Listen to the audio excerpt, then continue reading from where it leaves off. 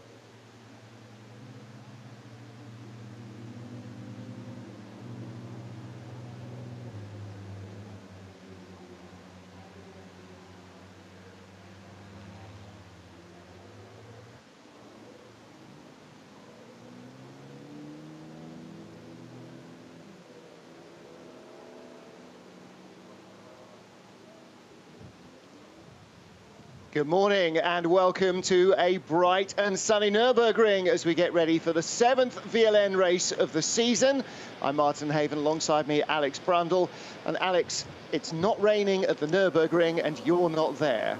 Well, that's just a matter of time for both things, I suspect. Although it does look reasonably bright and sunny out, doesn't it? So we can have our fingers crossed for all of the competitors today at the big track as they start to funnel out of the pit lane for the warm-up procedures. Yeah, cars heading out onto the grid 45 minutes before the start of the race, and they need to because there's an awful lot of them.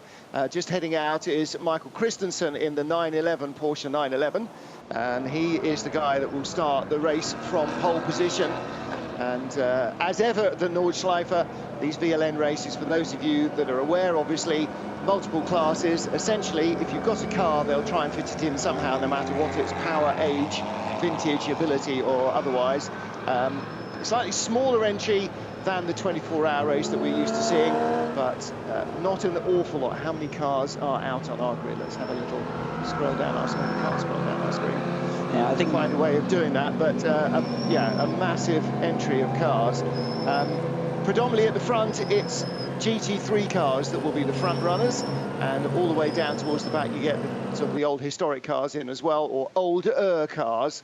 165 cars shown on our grid sheet, so there are an awful lot of contenders to deal with, and we'll have to get to the various different classes as we go through and try and pick out our leaders once the race gets underway, which will be at 11 o'clock British Summer Time, 10 Greenwich Mean Time, so midday local time. 4-hour race distance, and unlike the 24 hours, where the first car crosses the line at the end of 24 hours, immediately finishes its race, here, in traditional fashion, they get to the end of 4 hours, and then they wait for the lead to come round, which can be at any time in the not too distant future. Yeah, and of course, if one of the slower classes just so happens to cross the line before the leader, or just before the leader, they of course have to do a whole one more almost 25-kilometer lap at junior class speed as well, not at the leader speed. So you can have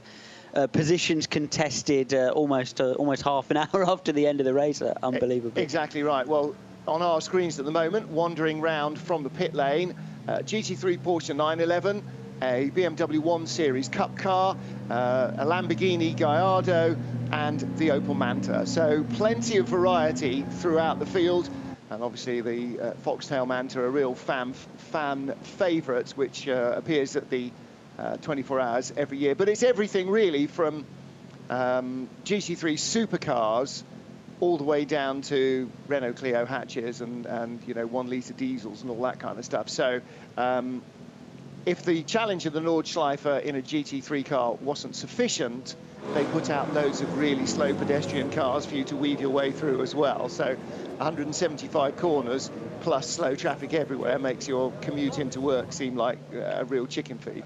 To be honest, considering even, you know, the problems of GTE cars versus LMP cars, somewhere like Le Mans, when you put the green hell into the equation and then add absolutely everything, as you say, from kind of up to 1600 cc historic in the H1 class, and then throw that out on track with the SP9 class with the fully fledged, you know, semi kind of work supported GT3 material. Yeah. You know, that is a closing speed from hell.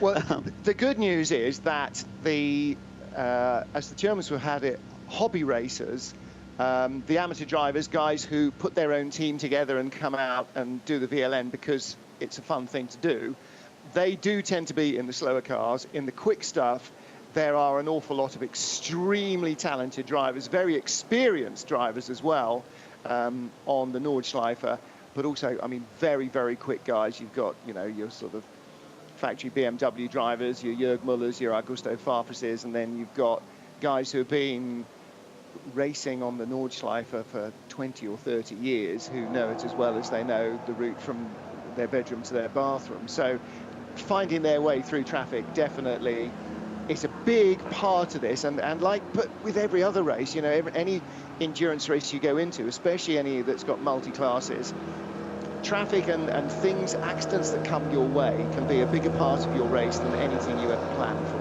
But as we discussed a little bit before the show,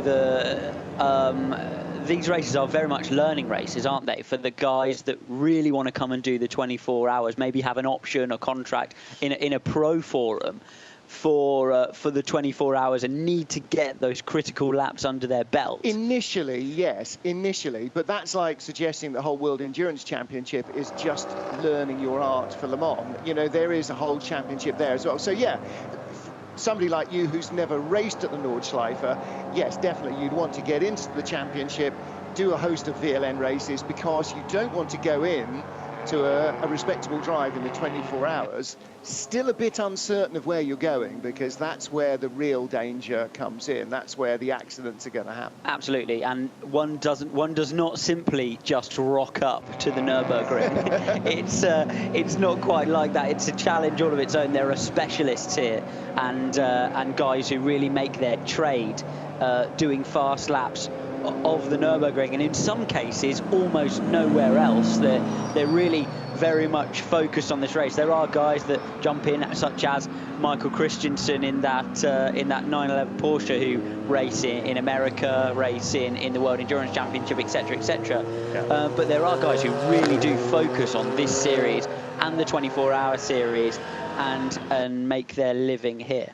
Yeah, that's absolutely right. And the real ring experts, I mean, and classically for British TV, was Sabine Schmitz is a classic among those.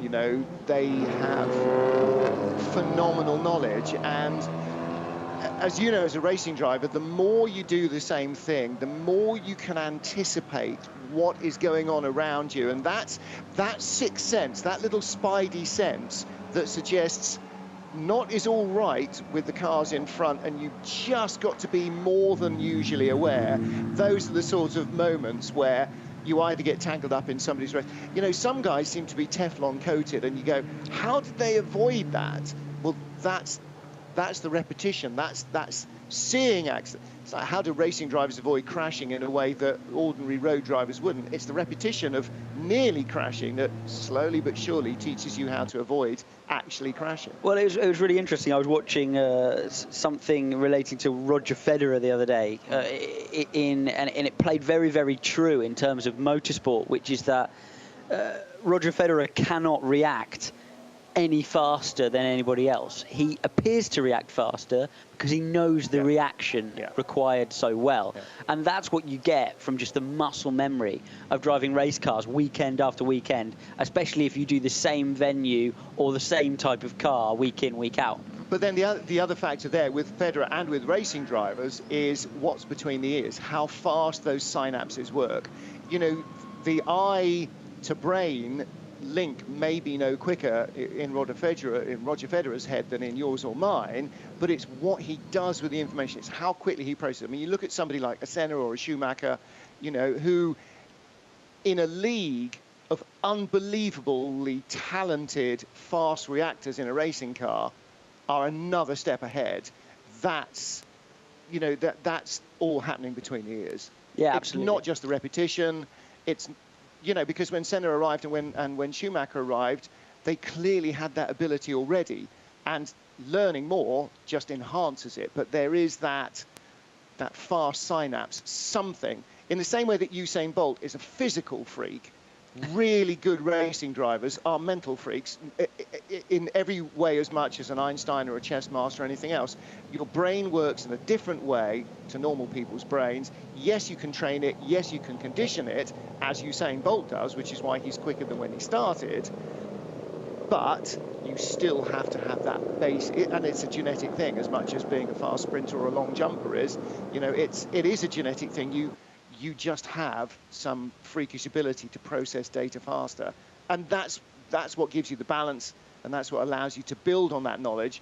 You know, I'll go into the same situation a dozen times and it'll have the same result because I don't learn quickly. Well, we'll try and take a mental freak. I'll try and take that as a compliment, if at all possible. Speaking of processing data, I've been processing the data of the class system go ahead. for this race pretty much for a couple of days now, coming into doing some comms here. So if we talk about SPs to you, listening at home or in your car or wherever you are listening to the race, and thanks so much for joining us. We're talking about VLN special, so everything up from SP2, which is 1750cc turbocharged race car, essentially, all the way up to SP9, which will be leading the competition most probably today, which is a GT3 car, essentially, in a way which you would understand it. Those are the race cars. They will probably be towards the front of our contest today. V-class cars are fast production, basically, but again, run in a very similar CC-based system, all the way up from 1620 in the V1 class, all the way up to kind of 3000cc turbos in the VT3 class. Then there's an element of historic competition to the race. Again, H1 up to 1600cc and all the way up to 6250cc beasts in the H4 class. Various cup cars as well from different manufacturers, single make series operating within the race. Astras, Porsches, GT3 and GT4 cup cars from Porsche, a GT86 cup, a BMW Cup as well. So yeah, the 235i Cup, which is not something I think that races in the UK, that's very popular. There's 19 just in Cup 5 alone, which is all 235i Cups. And TCR is starting, or is continuing to grow. TCR, 8 cars just in the TCR class, and we've got 2 Volkswagen Golfs and a Peugeot 308, which I don't think races in TCR, maybe in the Benelux Championship. I don't think it actually races in any of the TCR Championships. So there are a bizarre sort of group of different cup cars, and among the most bizarre looking, certainly, are the KTM crossbows, which you all know what a crossbow looks like. It's this little open 2-seater thing. Well, the crossbow as an endurance racer, quote endurance racer, GT4 racer, has got a little canopy over the top. If any of you remember the 1970s VW-based Nova kit car, which was a sort of space 1999 thing that had a canopy that lifted up, that's what it looks like. Predominantly people paint them black because then it looks like Darth Vader should be stepping out of them. Some bizarre Star Wars thing. There are 3 of those, one of which, interestingly, has got a couple of brothers, Johannes and Ferdinand Stuck, sons of and grandsons of. So sons of Hans and grandsons of Hans. Yeah, absolutely. So there you go. Extremely famous man around the Nürburgring, of course. Yeah. I've watched almost to death his BMW M3 GT lap. Oh, God, yes. Back in the day. with awesome H-pattern gearbox work that he did over Did you see his the one pole that lap. they did? They got, when they were first launching the X5, they decided it would be a very good idea to get the engine out of a BMW V12 Le Mans car and stick it in the front of an X5 and then get Hans Stuck to go as fast as he humanly could around the Nürburgring. I also think that sounds like a great idea. You need to get it. It sounds like the most monstrous thing, and it really is. And I think it possibly frightened him a little bit more than it really ought to have done, but that's definitely worth going to look at if you can find that. Extremely busy grid then on this little bit of heat haze also percolating from the circuit. Lovely day in the I think it's fair to say uncharacteristically lovely day. Oh, unfair, unfair, I think. In the Nürburgring, but yeah, those are probably. I mean, there's so many people because there's so many cars. I think is the reality. I mean, not suggesting that people wouldn't come to watch the VLN, but they are spread over a 25 kilometre distance all around the circuit. But yeah, so many support crew here, especially for the key cars and for the manufacturer cars. But they are locked into a very specific system to operate the vehicles. Fuel pumps only, one per box, all along the pit lane. And there's some competition, so I'm led to believe from my friends who do this kind of racing on a regular basis, to make sure that your pit strategy fits in with the other cars in your box. For example, each pit box can contain a car from the SP class, maybe 2 from the SP class, 1 from the historic class, and 1 from the Cup class, for example, all on various different pit strategies, all needing to use one fuel pump. And so there's a degree of negotiation and potential for a little bit of bullying from the bigger teams in order to ensure that that they get that much needed fuel when it's required. Well, you tend to try and and make friends with your fellow garage occupants as quickly as possible. Obviously, if you're one of the SP9, SPX or SP7 cars, one of the real front runners, you will be garaged with, some Clio Cup guys and everything else, and you will try and get them to make sure that their guys are coming in at a different time to you. But, as you said, the length of the lap makes it very difficult to say to your guy, just go round one more time. You know how much of a challenge that is at Le Mans. Well, multiply that by 4, and there is generally no option. So you would hope that if you're in one of the quicker cars, that you get first call, but that's by no means guaranteed. Yeah, there's no stay out, lift and coast, is there? It's you're coming in this time, or see you out of fuel at the carousel from a very long way away. Absolutely. If you're watching, or if you're listening, or indeed watching on the stream at home, and thinking, how are these 165 cars going to all start at the same time? That's going into the hairpin first corner of the Nürburgring Grand Prix circuit. That's going to be carnage. We agree. Yep. They start in 3 groups. It may still be carnage. It may still be carnage, but they start in 3 groups, 2.5 minutes apart from each other. So the fastest cars will start first, and then class by class they will begin. It is possible, though, to split classes across groups, which I imagine must be a complete pain.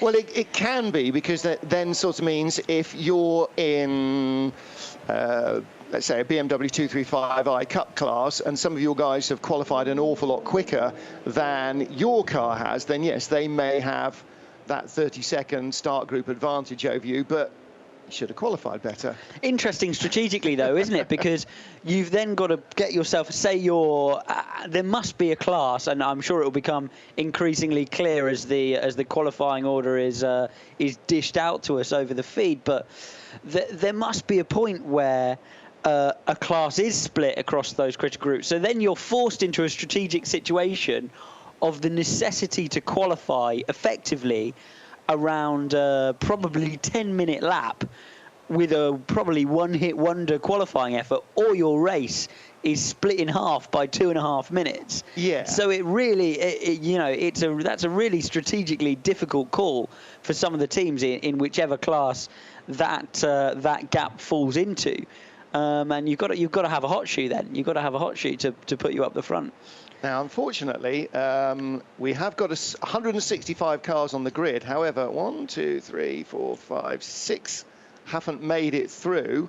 2 Bonk Motorsport cars. They've got a Cup 5 BMW M235i, which didn't make it through, which Michael Bonk was supposed to be driving and won't be.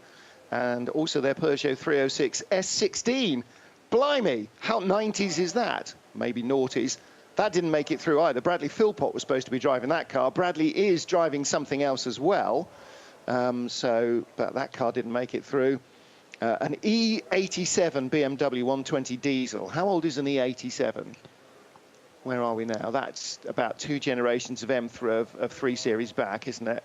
I know it's a 120, so that's relatively recent. A Nissan 350Z and a second BMW 235i Cup car didn't make it through. So their field of 19, the Cup car's now down to 17.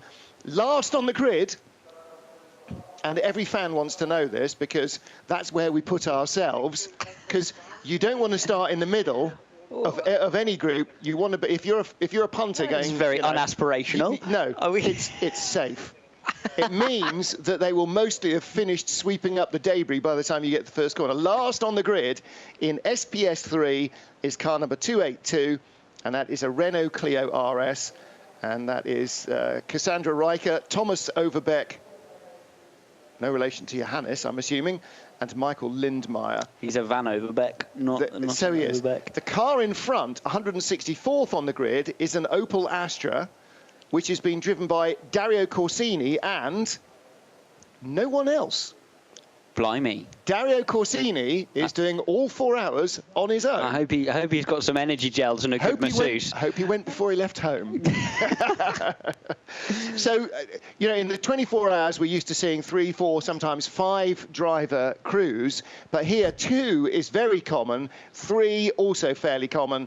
There are 4 driver crews as well, because if you're clubbing together with mates, then you get an hour behind the wheel each. One of you gets to start, you know, every 4th race or whatever, and you get plenty of running. And also, of course, it splits the cost 4 ways rather than 3 or rather than 2 or rather than 1. But that might be the only, I'm now going to have to look, talk amongst yourselves. I think that is the only single driver entry among a field of predominantly 2 and 3 driver cars. But that's bravery, I think. Either that, or there's been some localized D&V within the team, and he's the only one who could actually leave his bed to get in. But nobody else has entered, so that is the only entry in that car. Drivers all sharing cars. Lots of cars sharing drivers, though. And I think it seems to be a more kind of eminent thing here at the Nürburgring because talking again, as we did previously for the qualifying for the Nürburgring 24 hours, a critical element of you qualifying for that race is that not only must you complete 2 4-hour races to then compete in the Nürburgring 24 hours, but the car must finish both of those races. So, for example, if you do have a contract or agreement to go and do the Nürburgring 24 hours and you do your qualifying races and one of your teammates biffs it, essentially you're then not qualified. So you'll see a lot of guys making sure they're entered in 1, 2, even 3 cars to make sure they actually register a finish. Exactly right. in those VLN races in order to be able to do the hoping that at least one of them won't have a numpty in. Well, you can hedge your bets, can't you? You'd need to sometimes, some of these races, particularly when the weather gets rotten at the beginning and the end of the year. Right, grid is cleared now, or has been cleared, so we get a better view of our field stretching back from the start line way out to the final corner and beyond. They run down, and unlike the 24 hours, they will go through the Mercedes arena before going into the DTM cutback, which cuts off the bottom part of the track down to the Shell Oils hairpin, and then they'll come around 2/3 of the Grand Prix circuit before heading out through the Hatzenbach and out into the Nordschleife proper. So there is a slightly different layout for the race, but that is the one that's used by VLN. The N24 is exceptional in that it uses It doesn't use the Mercedes arena because that's still part of the support race paddock. That's where you'll find the Audi TT Cup, the World Touring Cars and all of that. So they will be using the Mercedes arena. Starting from pole position, let's take a look at who's at the front of the field. Perhaps we might expect winners from either of the front row men. The Haribo Mercedes, that is car number 8. It's a black Mercedes with the Haribo bear on the side and a little green grille. Lance David Arnold, former Porsche junior driver. Mario Farnbacher, extraordinarily experienced Porsche 3-minute ball being given, Porsche exponent. And Daniel Juncadella, another ex-single-seater convert to GT racing. Alongside is the Renault RS01 in SPX, which is a GT3-ish class, but for cars that aren't actually GT3 cars. And the Renault RS01 never was. It was a one-make racer. However, it has had to be sort of backed off a bit to come back down towards where GT3 is, with Dieter Schmidtmann, which is a nom de plume for I know not who, and Heiko Hammel and Felipe Fernandez Lacer from Leipzig, who I have never heard of. Manthey Racing third on the grid with the 911 Porsche 911, number 911, which is Michael Christensen and Kevin Estra, who you'll remember from last weekend in the World Endurance Championship. I say that's a nice straight down the line lineup, isn't it? Absolutely. Christian Krogner's lies fourth on the grid. Falkenhorst Motorsports BMW M6, and getting towards the end of the line for that as a GT3 car with Dr. Michele Martino and Matthias Henkeler in that car, and most of those will be regular Falkenhorst drivers. That's row 2 of the grid. Row 3, Ferrari 488 of the Wochenspiegel Team Monschau crew. That is silver, chrome silver, red and black, with Georg Weiss, Oliver Kainz and Jochen Krumbach. And on the outside of row 3 of the grid, Falcon Motorsports in the traditional turquoise and blue, or blue and turquoise, reading from front to back, Porsche 911, Martin Raginer and Roman Dumas. Again, two men who not only know the Nordschleife well, but know 911s inside out, back to front, and hopefully not upside down. Schnitzer, 7th on the grid with their BMW M6. That's car number 53, again in the SPX class, although the Falkenhorst M6 GT3 is in the SP9 class, proper GT3. The Schnitzer car being driven by Finland's Markus Paltila, who claims to be Belgian. And again, apparently on his own, according to my grid lineup. 8th on the grid, Nissan GTR, the Nismo Motorsport entry for regular Nismo driver Mikael Krum, joined by long-time and occasional Nismo driver Tom Coronel, who starts on the outside of row 4. Row 5 of the grid, Black Falcons, Mercedes, the number 7 car, Hubert Haupt, Eric Johannes, Manuel Metzger and Jelmer Berman. And that could be a real shoe-in for podium spot. And Landgraf Motorsport on the outside of row 5 of the grid with their Mercedes, Stefan Schmickler, Kai Reimer, Kenneth Heyer, the 3 drivers there. We'll go through the various other classes later. However, our pace car, safety car, leading car with the yellow flag behind it, is heading off as the cars start to roll away from the grid. And is the Wochenspiegel Ferrari going to move? Yes, it does. It was parked in at a very odd angle because it came really quite late to the grid, and was sort of parked in at in herringbone formation ahead of the Schnitzer BMW. So having said, we've got Christian Menzel driving solo as well, 14th on the grid in the rent-to-drive Familia Racing Porsche 911. That is car number 77. I'm going to have a little look on my entry list to see whether he was entered with a co-driver, as Alex dies not very quietly in the background. 77, yeah. Christian Menzel was supposed to be driving with Dmitry Lukanikov, in fact, of Monaco. Yeah, because that's such a Monegasque name.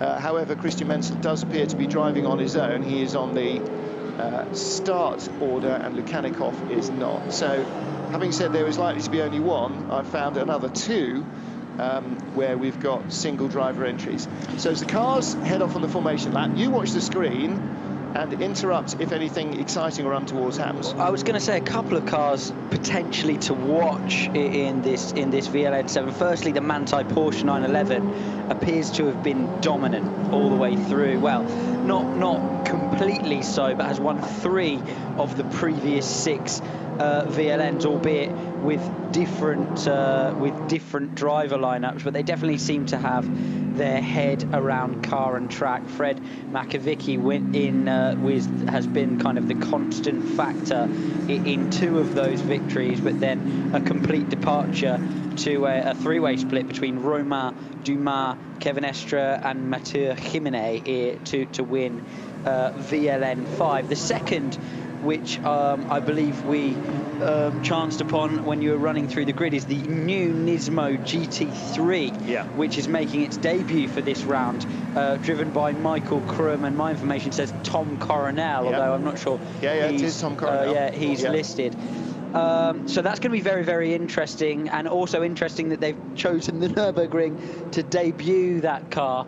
And going to be great to see how it goes on. Racing in the SPX class, obviously not conforming quite to the regulations of SP9, which don't conform exactly to GT3 specifications. But it's going to be interesting to see how that gets on versus the other GT3 machinery that we might see it compete against in Blancpain or GT Open or the other worldwide series. Cars coming by for a second formation lap. BMWs, Minis, Renault Clios, all sorts of stuff going from the 3rd starting group on their formation lap. Wochenspiegel Ferrari, the Rinaldi Racing Run car, has been pushed back into the garage after getting away very late onto the grid and very late off the grid. It has now gone straight back into the garage. So run by Rinaldi Racing, who run 488 GT3s in the Blancpain series of races. And they're also running the car for the Wochenspiegel, or the Wochenspiegel supported car, Team Monchau. So lots of work going on under the front cover. I'm loath to call it bonnet, because habitually a bonnet goes over the engine, so that's the one at the back. They're rummaging around underneath all the master cylinders or the reservoirs and so on. One car didn't leave the pit lane. It was a 911, car number 294. It had on the side. I don't have a 294 on my entry list. I've got a 292 and then a 300, and that's in my in-number order, so I'm not quite sure what I misread. 394, no, it might have been 394. That's a Black Falcon Porsche 911, so it may have been that one. So we'll catch up with that shortly. And as you said, Alex, the starting groups drifting off down into the middle distance, halfway back to Belgium. So they're all weaving their way around the Grand Prix circuit, and the leaders are still, I'm using my very significantly over-clustered app now to try and find out where the leaders are. I think the leaders are still on their warm-up lap. So let's go through a few of our class pole sitters just to throw out. SP9 on the overall pole is the Haribo Mercedes, Lance David Arnold, Mario Farnbach and Daniel Juncadella. And that is car number 8. Now on our qualifying list, it shows that the 911 Porsche Michael Christensen was fastest. However, they didn't get pole. They lie 3rd on the grid. SPX pole sitter on the outside front row, that's the Renault RS01. So we've got SP9, SPX. Next up will be SP7. Pole sitter is the Gigaspeed team. Their Porsche 911 GT America, or GTD, GT Daytona, which is Frank Kreiling, Mark Gindorf and Christopher Brook. H4, the first of the historic cars, and this means it's not something you're going to see at Goodwood, but it is not of current vintage. The H4 pole sitter is 16th overall, thank you very much. And that is a 997 GT3 Cup car, Ralph Schall and Christopher Gerhard. So that car number 588 starts in 16th, just ahead of the Cup 2 pole sitter, which is also from Gigaspeed team Get Speed Performance, which is a Porsche 911 GT3 Cup car. Alexander Mies, Tim Scherbach and Steve Jantz are driving that. So that is the Cup 2 pole sitter. Cup X, Isert Motorsports KTM Crossbow, pole sitter for Ferdi and Johannes Stuck. What else? H4, we've done that. Cup X, done that. Cup 2, we've done that. Third in Cup 2, by the way, Willie Moore and Bill Cameron in their Porsche 911 GT3 Cup. They habitually ran BMWs for many, many years and have now recently converted to Porsches. Cup 3 class, Porsche GT4 Cayman Club Sport, run by Manibol Premium Motor Oil, or sponsored by them, run by Milner Motorsport, which is Kamsa Ovega, Alex Schuller and Moritz France. So that's the Cup 3 pole sitter, and they sit in 34th place. SP10, oh, I missed that.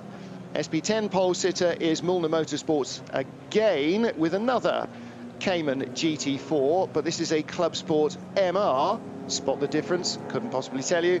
That is run for Moritz France again, and Peter Terting, former touring car ace. What else? TCR pole sitter, Kissling Motorsports with their Opel Astra, which is Hanno Lustainen. Didn't he used to be a rally driver? And Volker Streisek, former head of Opel Motorsport. Alex has got a piece of paper. I have a very exciting piece of paper with our starting drivers for the front of the grid for the start of the race from Tim. Thank you very much. Arnold in the number 8. Okay. Hamill in the number 55. Michael Christensen in the number 911. Di Martino. Ah, that is Dr. Michele Di Martino. Exactly, in the number 100. In fact, he's not a Dr. Michele Di Martino, and my glasses need cleaning. He's Michele Di Martino. Go ahead. Krumbach. Jochen Krumbach. Jochen Krumbach in the number 22. Dumas, which I assume is Roman, the number 4. Tom Coronel starts the number 53. That's that Nissan GT3 debuting for the first time that we had a discussion about earlier. Marcus Paltala starts the car that he's not sharing with anyone. Starts the car that he's not sharing with anyone in the number 23 with his lunch sitting next to him, no doubt. Not yet, hopefully. Yeah, maybe after the first run through the Flugplatz. Schmickelen. Stefan Schmickler. Now, I don't know if he's related to Franz Schmickler or not. I really should keep in touch with more of these guys. I have to admit. Do you know what? I think even if you watch this week in, week out, you will still go, who's he again? Over about 3/4 of the names. I find it quite interesting. A lot of guys who I thought disappeared off the face of the planet, actually, like Daniel Juncadello, who I hadn't seen for absolutely ages, are doing this kind of stuff. Just disappeared into the trees. Jordan Tresson. Jordan Tresson, who I do know very well, is in the number 35. That's the Valkenhorst Motorsport BMW that he shares with Henry Valkenhorst. I wonder how he got the job. Making a significant departure from his baptism to the world of GT3 racing in Nissans, of course, through the Nissan GT Academy. As we roll, and this is really important phase, isn't it? Because they're setting out to do a whole lap of the long circuit, but once the race begins, there is absolutely no turning back. It's 25 clicks to the back round to the pits, so which is why you're seeing a lot of guys come into the box, sort things out, drivers, questions, etc., etc., etc., because there's no turning back. Once you've started the race, you're committed. Listen, a formation lap here is like a full Formula Ford race. Yeah. 25 kilometers, that's about as much time as you get if you're racing a Mini 7 or something. The leaders, here's the way it works. The leaders on their formation lap are already heading down to the Mini Carousel. The second group are at Exmühlen.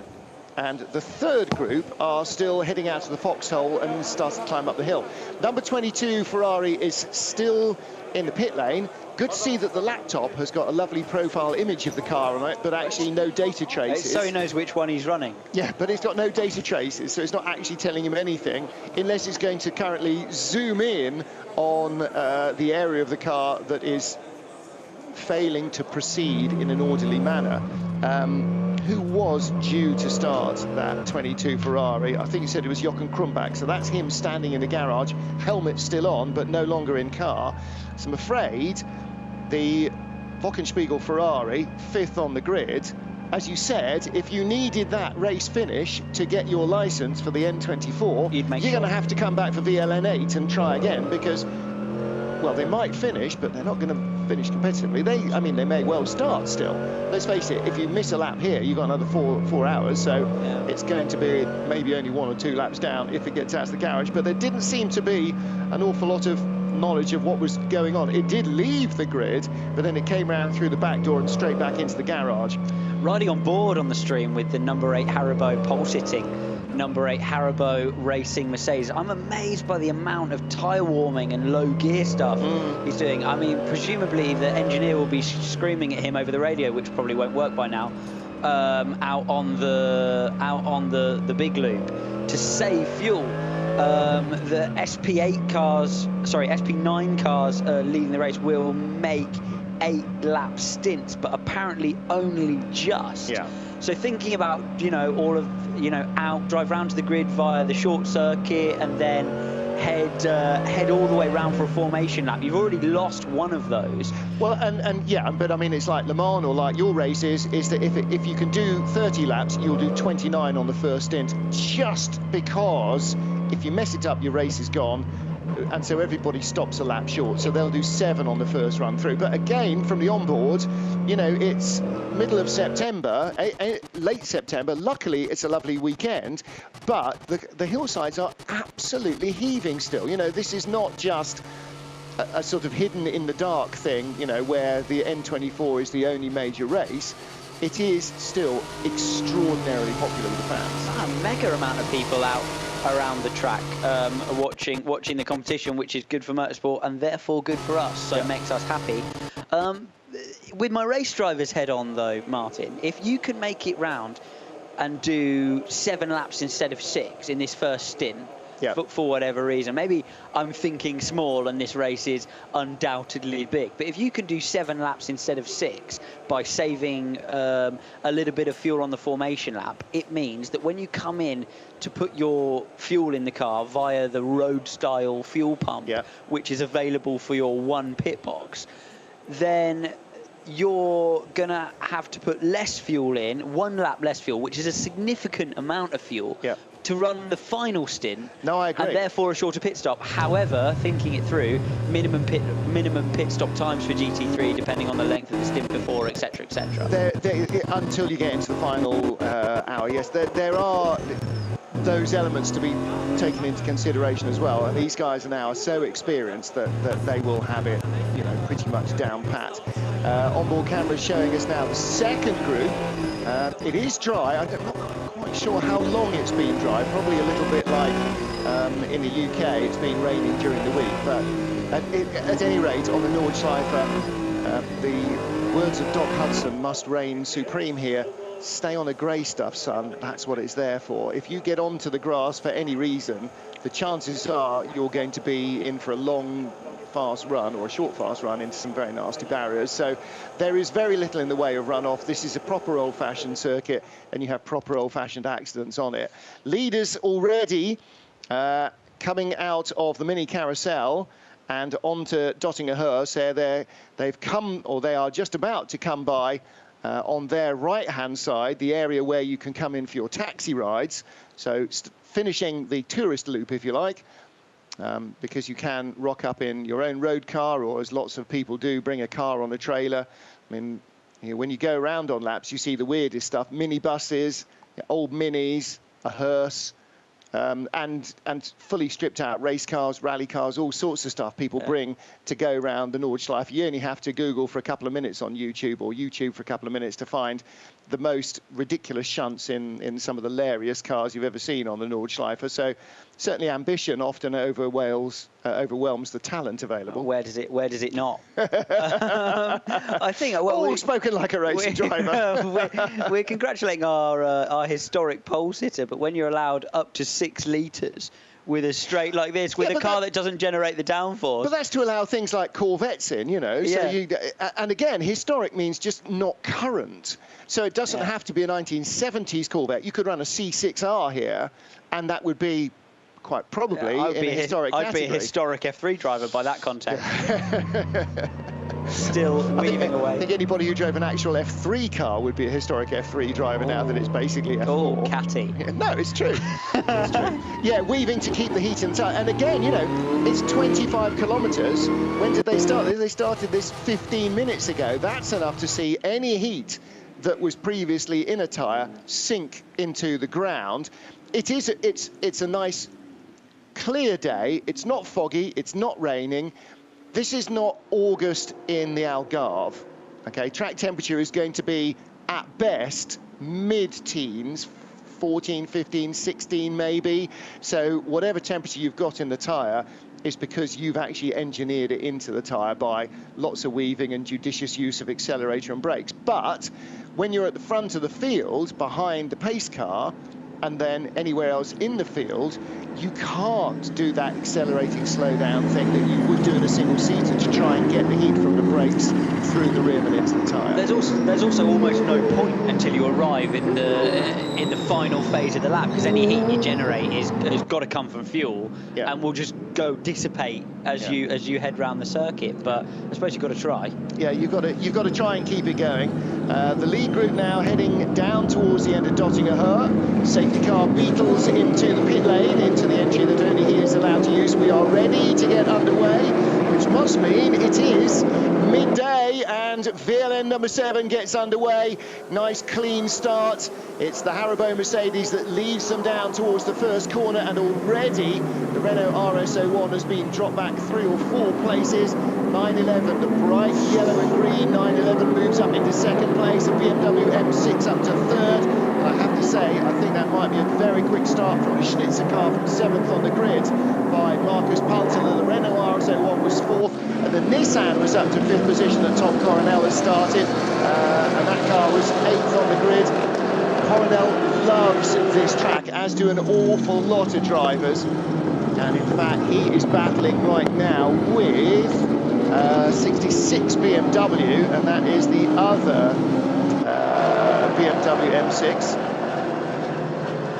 In fact, that's not a BMW, so that is an M6, so it obviously wasn't 66. So that's the Falcon Horse Motorsport BMW, battling for 5th and 6th place. Tom Coronel comes down the inside into the cut through, and he now moves up to 5th spot. But as they get to the chicane at the end of the lap, it is Lance David Arnold in the Haribo Mercedes that leads. And the debut of this new Nissan GTR, which to me looks exactly like the old Nissan GTR. It does somewhat. Tell the difference. Quite an assured debut. The old car, I know, was absolutely famed for having a high centre of gravity and therefore being bopped forwards and having a lot of power to play with. So it's going to be really interesting how that fares as we get down to the end of the lap, down the Dottinger and then down the original start-finish straight. Yeah. So the leaders are already out through the Hatzenbach on to the Nordschleife. Our second group of starters with a Porsche 935-ish thing at the front, and some TCR, Audis and various other Cup cars, Caymans and BMWs and Opel Astras and Renaults and you name it, Uncle Tom Cobley and all. The second group now is coming down towards the start of the lap, or the end of the formation lap, and our third group is coming through Schwalbenstrasse. So the third group of starters is at the mini carousel. The second group gets underway, red lights are on for them, and actually very few folks in the start-finish grandstands, because not an awful lot to see on the start-finish. If you're going to go and watch somewhere at the Nordschleife, you tend to go out into the really hairy bits out around the back of the circuit, particularly from the carousel back towards the return home, because that's where the really edge of the seat, narrow, bumpy, jumpy stuff happens, and that's where all the fans go. So the second group, we haven't had a spinner yet. Yeah, I was about to say that the starts have been awfully polite, which I don't know if they've been given a little bit of a talking to in driver's briefing, but very, very sensible stuff. Porsches all up front from various eras, I think mainly because of the Porsche Cup contingent in this, the grunt, and also Porsche Cup contingent in this particular starting group, both in the GT4 and the GT3 classes. The car that you picked out as being very distinctly different from the 997s and the GT4s and everything else, which looks like a 1980s Group C Kramer Moby Dick style Porsche, is in fact a Kramer Porsche, but it is, they have started rebuilding them, the Kramer brothers and the sons of the Kramer brothers more particularly, on 997 Porsche chassis. So it is a Porsche 997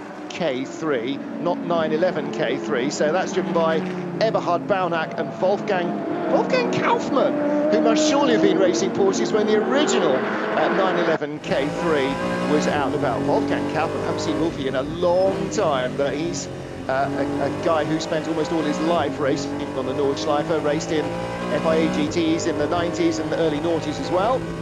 Adam. Successful 911 racer. So yeah, it looks like a Kramer Porsche for a very good reason. It is actually a Kramer Porsche. Yeah, Adam Fabian driving his Cayman GT4, reaching a stress level of 88%. I'm not sure quite how we're calculating that. I mean, I'd be reaching a stress level of 88% just getting to the line. I wish they put that on my girlfriend the whole time.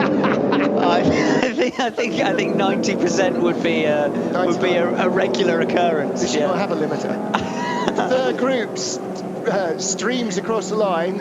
Predominantly, that would appear to be the 235i Cup class, because there's 1, 2, 3, 4, 5, 6, 7, 8, 9, 10, 11 of them before we get the first. I think that's an A1 or an A3. Anyway, so the third group goes across the line. And say what you like about BMW drivers, that was a very, very polite start as well. Yeah, but not one of them indicated, so true to form. The leaders, meanwhile, are at the Caracciolo Carousel, so the mini carousel heading towards the end of the lap. That's where the leaders are as the third group start and go through the cut-through and then head back out on the second half of the Grand Prix circuit. So the leader is still the number 8 car that started on pole position, and that is the Haribo Mercedes, which we agreed was, we were told, it's driven by Lance David Arnold, and our timing screen does not want to disavow us of that, although it does tell us that a TCR car is leading the race, which may not be. That may readjust itself when the actual leader comes through. Battle for the lead in the M235i class. Yep, the hellish 666 holding on from the 691. So let's figure out who that is. At the front of that particular race, and very looking to be a really evenly matched class this, and some nicely driven cars in there as well. You can really see a few of the front runners maxing the track out all the way around the Grand Prix circuit, which seems like light relief, doesn't it, in comparison? We all turn up and complain how bumpy and narrow it is, but it definitely is like a little bit of a respite. It's a bit like a pit entry road, really, isn't it, in terms of the overall lap? So yeah, exactly. 691 is Bonk Motorsports' car, and that's driven by Michael Schrey, who again was another GT racer of some renown. That was the car that was in second. He said 666. That's Thomas Jaeger. So that's driven by Honda, that's a Honda Motorsport 235i Cup. So those are the two cars that lead. Actually, either of those two guys could be an SP7 or an SP9 car. I was going to say, Thomas Jaeger won Black Falcon man of choice, wasn't he? Absolutely. Yeah. I don't know if he still does a lot of stuff with them, but a very, very swift peddler indeed. And as starting at the start, at the front of a race like this in an SP9 car, you know, if it was a WEC or an ELMS or even a Blancpain race, you would expect a certain period of zero traffic lapping, but it's just not the case here in the Nürburgring, is it? Because by the time everybody's bumbled round and started, you're actually straight into traffic, and they're going to probably hit traffic from the slowest cars in their first lap of operation. Well, they're completing the end of the first lap. Leaders are on Dottinger. It is the number 8 car in front, so it is still Lance David Arnold in the Mercedes by about 3 lengths from the 911 Porsche, and he's got the M6. I'm sure that's the Schnitzer M6 right up his backside, and that is the number 7 car of Marcus Paltela. Does that make sense? And then the RS01 in 4th place. So the leader has got about a two car margin over 2nd, 3rd and 4th, who are all together. Then Tom Coronel in 5th position on his own. and that is in the Nissan. And then in sixth position, we sort of lost track of that, so I'm going to have to wait for our...